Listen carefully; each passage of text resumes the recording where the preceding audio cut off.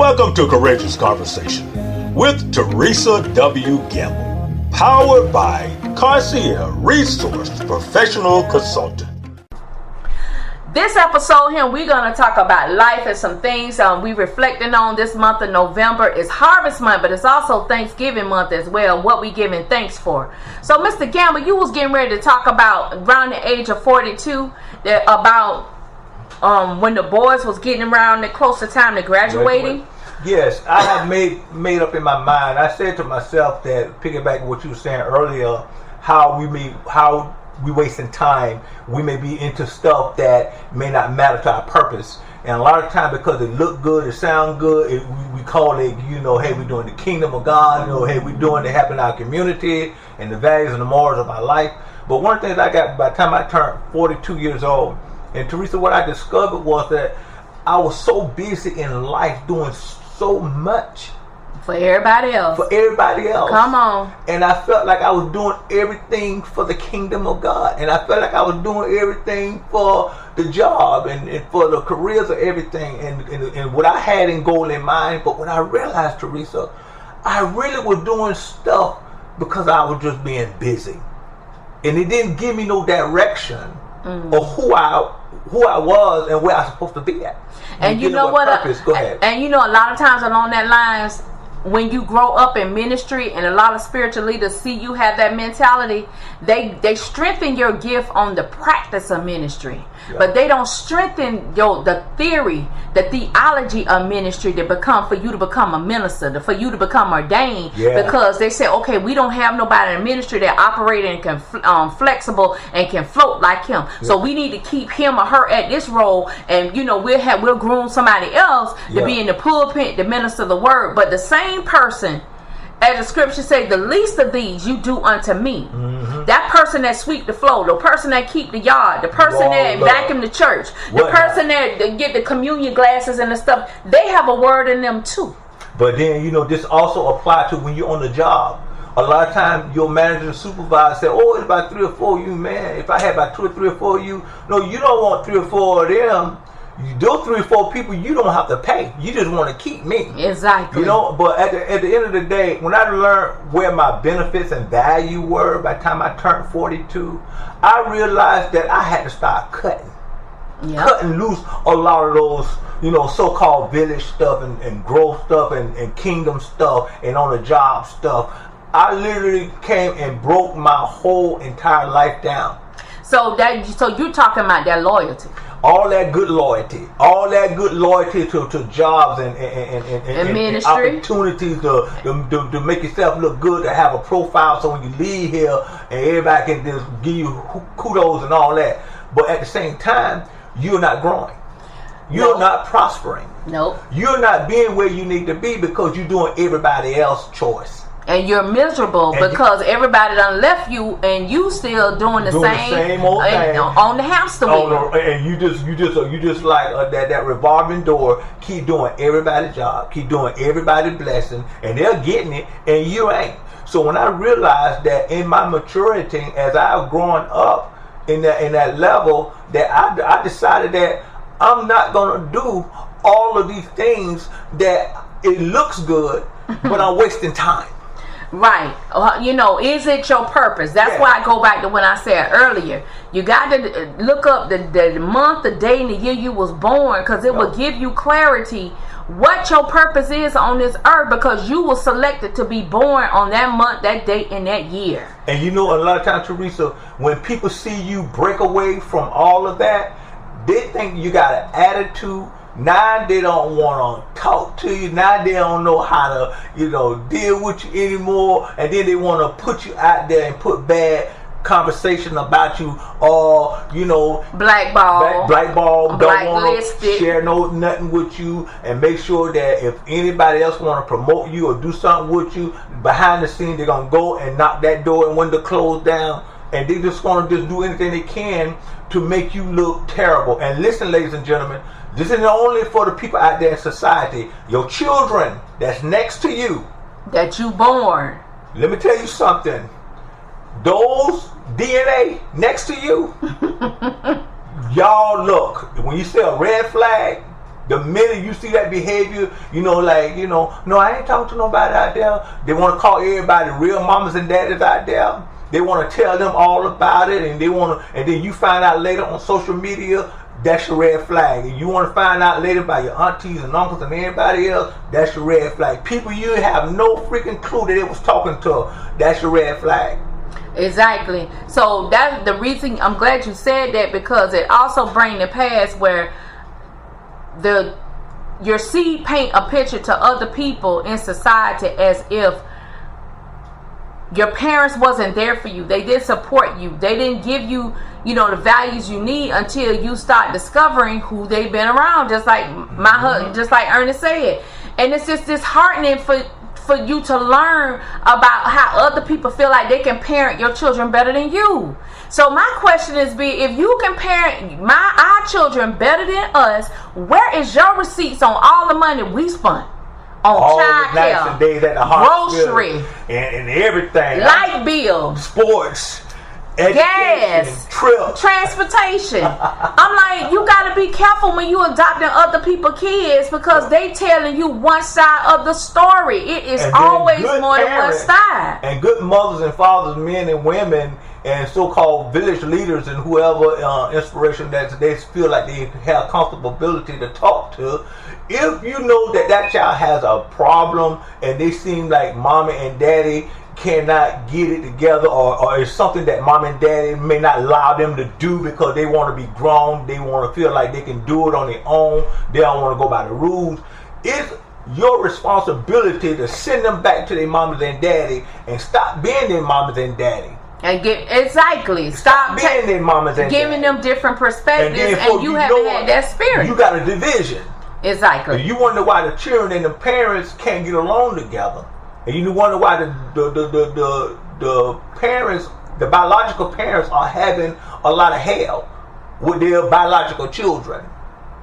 Not being supportive. Yeah. So my thing is, I always say the Lord had gave it to me. Mm-hmm. When children do that, the Lord told me, blood family can do more for you than any other family you try to create. Because if you're dying in the hospital, they're going to want somebody that got the same blood type you got for a blood transfusion. Yeah. So tell me, all them other people you done adopted as your family, do they possess the blood type that you need to keep your life going? Yep. Do they when something happened to you and you get in an accident, who you put down as an emergency contact? Yep. You ain't gonna call. Who the people gonna call? And don't let the folk mess around and know your blood parents. Oh, it's a wrap. And then you get the news what's going on with your children. And that's very disrespectful, because we're the type of parents, we don't live in and out of our children's lives. No, we don't. But all we ask, just check in and let us know you're alive. And I tell you another thing too, Therese, to put a little a bullet point on something too. And a lot of time parents, y'all good parents out there, and when you realize you're getting a lot of kickbacks from your children and all them people around them and around you all, is when you don't allow people to call your house and make your house a revolving door to bring junk and jump. I promise you, you will not be part of the community. You got to learn how to make your home peaceful. And it's just certain things you have to slow the traffic down. Your house should not be the house where everybody come gather and congregate. As a family, y'all can do that at a public park. You can go out in the community and gather. But when it's time to come home to your castle that you pay rent, that you have your fine, nice furniture, and you don't work hard to put up in there, then that's hands off. And not just only just by materialistic stuff, Teresa. What I really mean is also too is by conversation. All kind of garbage that go on. All they spread. They want to call your house all time of day and night and just talk and rattle off about people and problems and stuff. And then they turn right around. Then they want to come to your house and just bring junk and talk about stuff. So when you don't accept all that stuff at your house, 9 times out of 10, you're not going to be favorable in the community as well as in the church and everybody else. But you know what? It's a parable in the Bible where someone in the Bible tried to get Jesus involved with a conflict. And Jesus said in the Bible, he said, I wasn't a partake of it.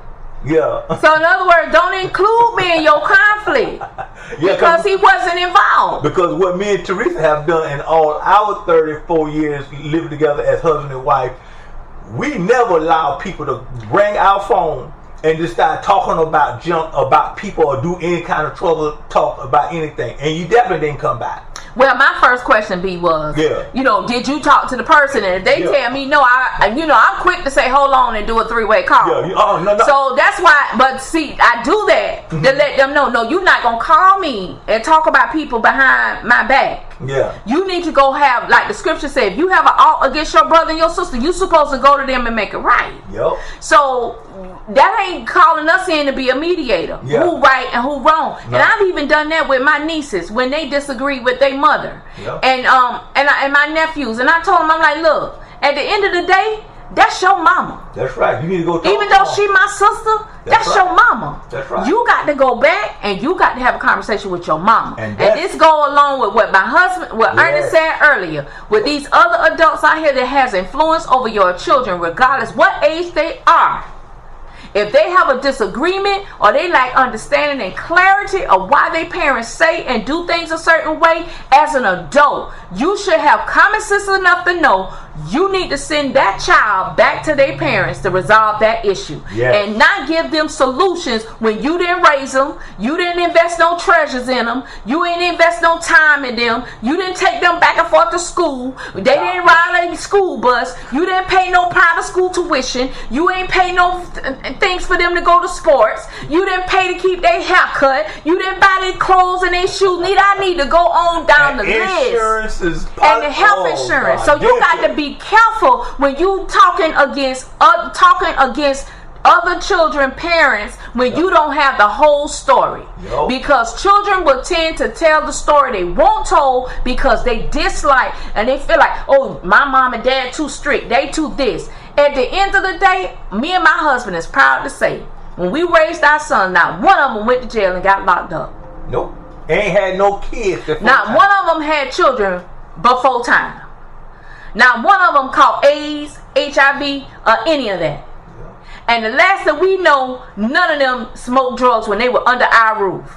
Nope. So the reason for us being so strict and stern the way we was, because they were African American boys, young men. Yep. And that's all the police needed to do, to either pin them and give them a sentence in prison for either being a deadbeat dad, having children out of wedlock, doing drugs, or either wind up selling drugs, and then sleep and then catching a disease that you in and out of the hospital with. You know, Teresa, when you mentioned about being locked up and all that, I'm 56 years old. I ain't never been in a police car unless they had to come to the school and had officer friendly, how they do the little school program. Right. Other than that, I ain't never been locked up. Ain't never been in no jail or no prison. Exactly. And that calls from respect. Yeah. And knowing that even though with you growing up without a father in your life, you grew up by a single mom. I grew up by both parents. We had two different worlds the way we grew up. But we had work ethic. We had principles.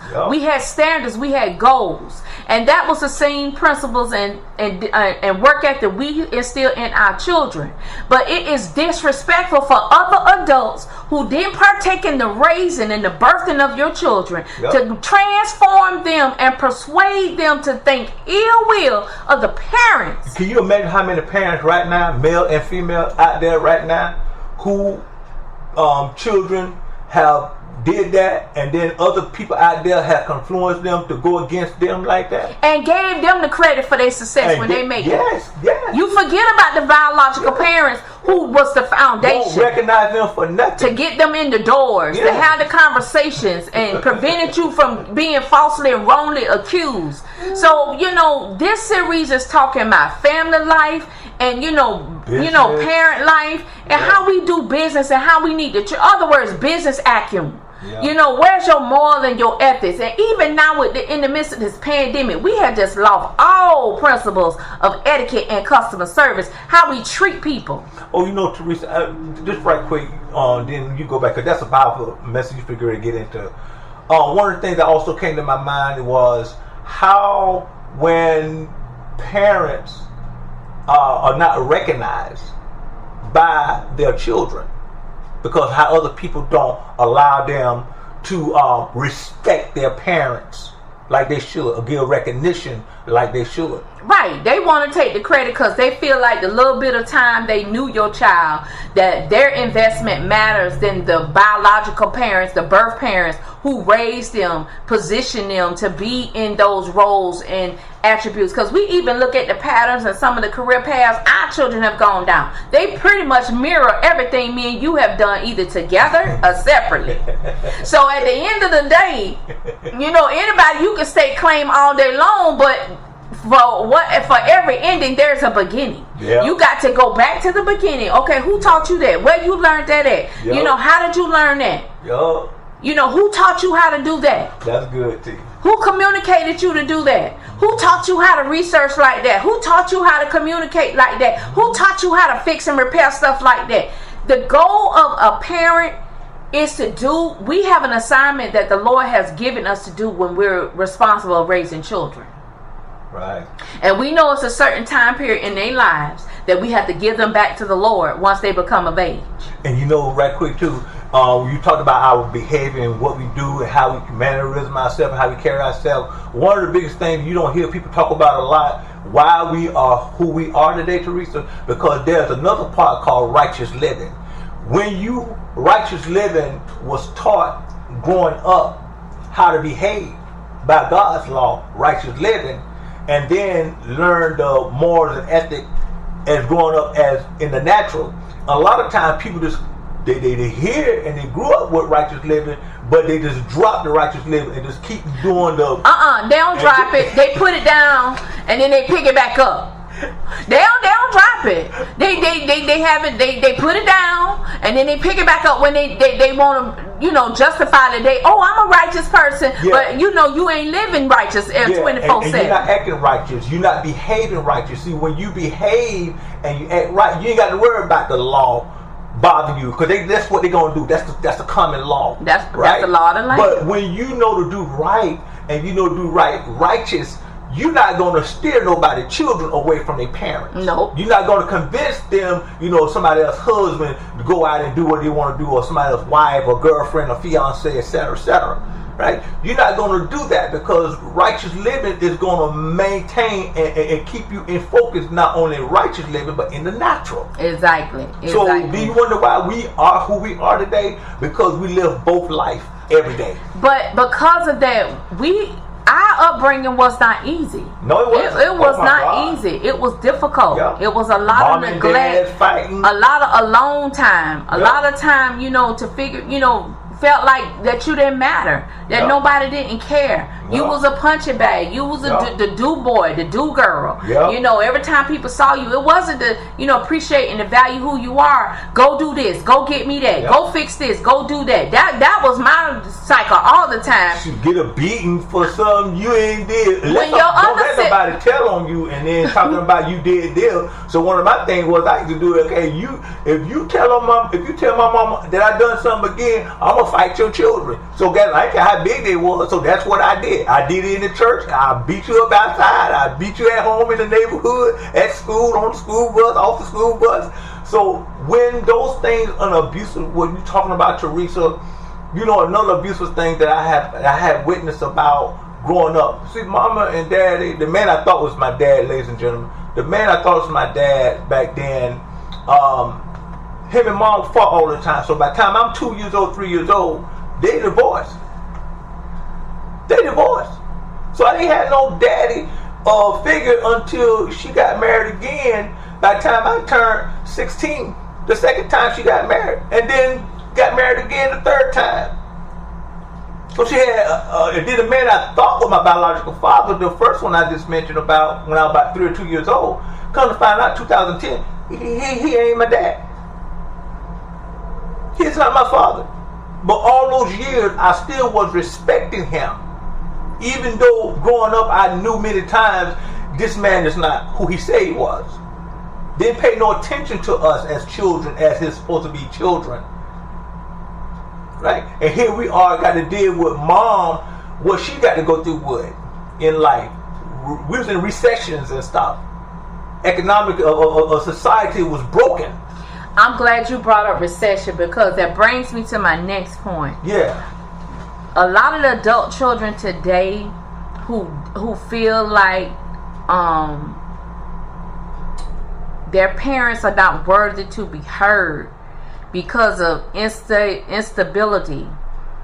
When back then a lot of recession and depression was going on, and layoffs and lost wages, and companies leaving and not paying wages is due to the people who've done the work, and children moving to certain people's houses, and the families had to be separated all under somebody else's roof, because while the parents was trying to figure out the next move because of capitalism. That's why you got to understand that when African American families, when they have more than one thing going on, it's because they not only dealing with the now, they're trying to catch up from the past, deal with the now, and plan for the future, for whatever next is going to come up. And if you do not know how to operate ambidextrally or multitask, it will swallow you. It will cause you to have a mental breakdown.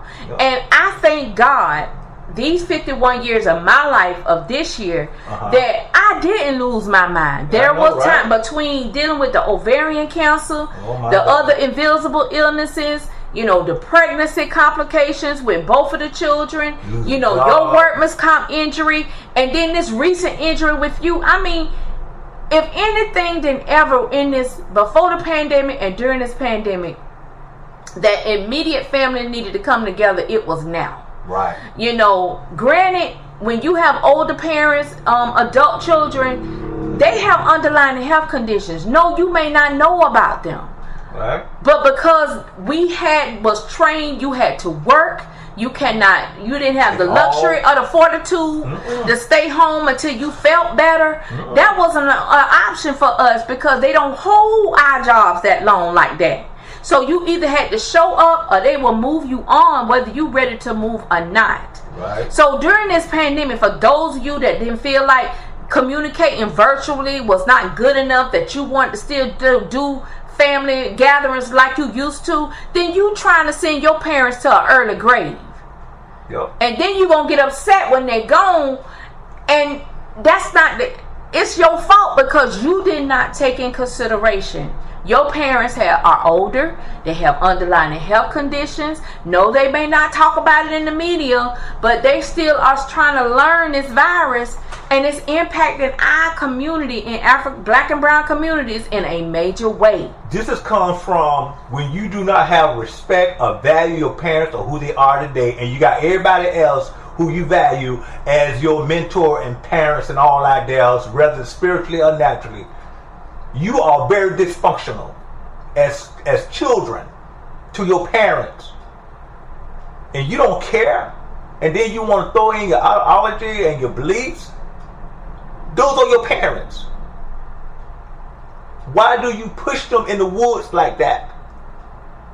Because to get to push far in the woods, and when you can't see in the woods, what you don't know in that forest, two things going to happen.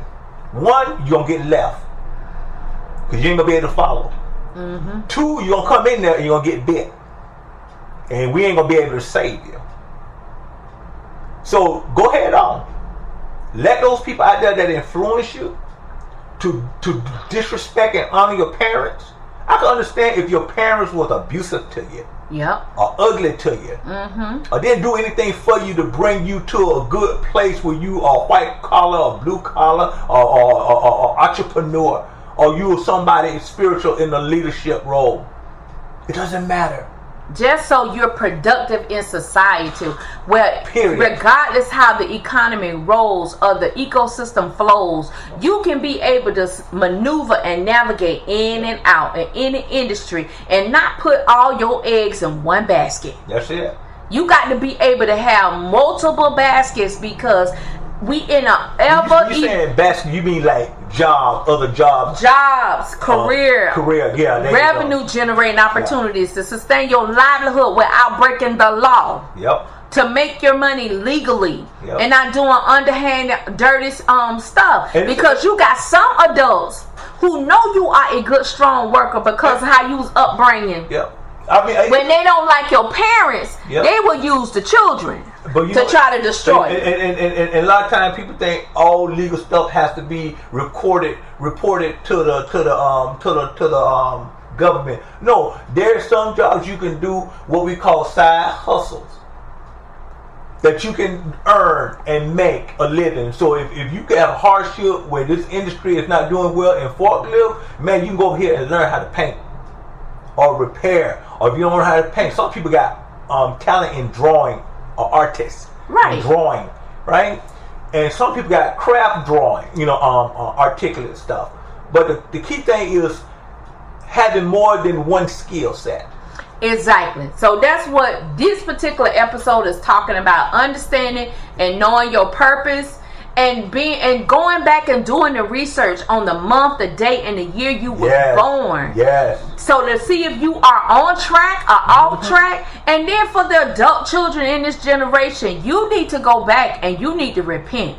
Because you have said things and did things or even neglected your parents before and during this pandemic. And whether it's a step parent, mother, or stepfather, or stepsisters or brother, y'all done hurt it a lot of people.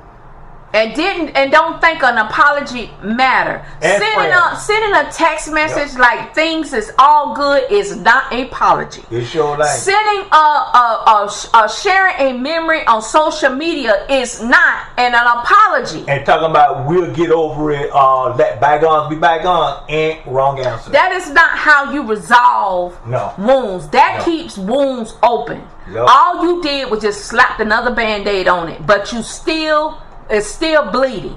Yep. It's still running wounded.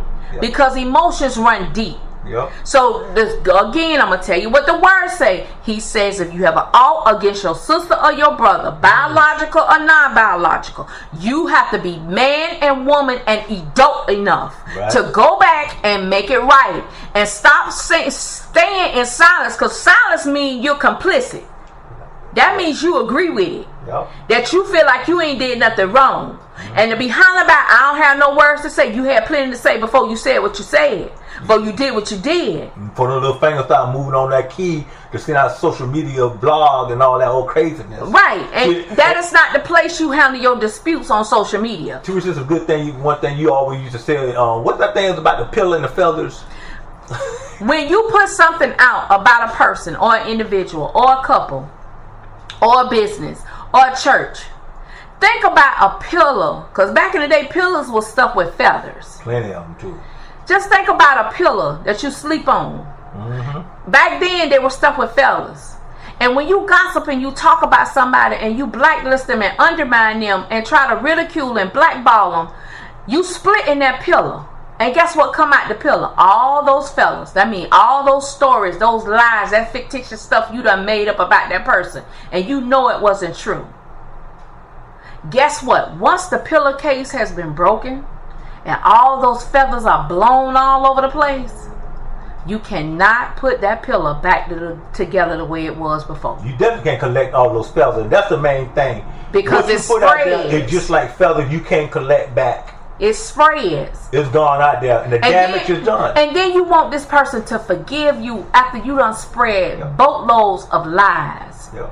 And you wonder why people don't have a conversation with you, or don't want to do business with you, or even be in the same room with you, because what you said, you knew it was a lie, because you want to save face and impress somebody else who no longer is a part of your life or in your business relationships anymore. Mm-hmm. So you ready to risk a family relationship, a friendship over a lie, and you expect the person to forgive you because they know you? Yeah. That's not godly. Again, that goes back to what God said. He liked business to be done above board. That's right. No cheating, no lying, no stealing. And even Ephesians 4:29 tells you, do not let no corrupt communication come out of your mouth. Yeah. Just stay tuned. We keeping this series going in November with Mr. and Mrs. Gamble. Yes. You've been listening to Courageous Conversation with Theresa W. Gamble. Courageous Conversation is powered by Carcier Resource Professional Consultant. Would you like to be a guest and have your story lessened? and best practice to be captured in an audio encyclopedia. We are currently reviewing applications for future guests to join us, and we're especially interested in creating spaces for long-standing or multi-generational Black-owned businesses. For more information and to be considered, please email info@crpcnow.com to request an application. Be not weary in well-doing. You shall reap if you faint not. Galatians 6:9.